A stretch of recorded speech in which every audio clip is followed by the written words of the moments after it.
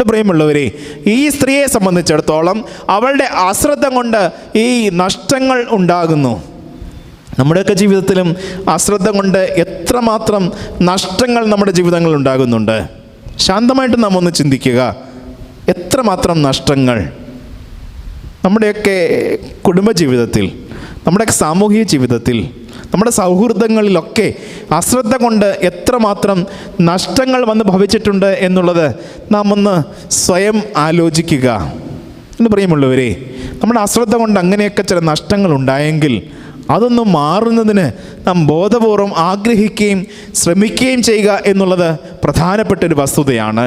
നമ്മുടെ മക്കളോടൊക്കെ ഉള്ള ബന്ധത്തിൽ, പ്രത്യേകിച്ച് ഈ കൊറോണ വന്ന സമയം മുതൽ നമ്മുടെ മക്കൾക്ക് ടെക്നോളജിയുമായിട്ട് വല്ലാതൊരു അഭിനിവേശം കൂടിയിട്ടുണ്ട്. സ്മാർട്ട് ഫോണും ഇൻ്റർനെറ്റിൻ്റെയൊക്കെ ഉപയോഗം വല്ലാതെ കൂടിയിട്ടുണ്ട്. നമ്മളെക്കാൾ മിടുക്കരാണ് ഈ കാര്യം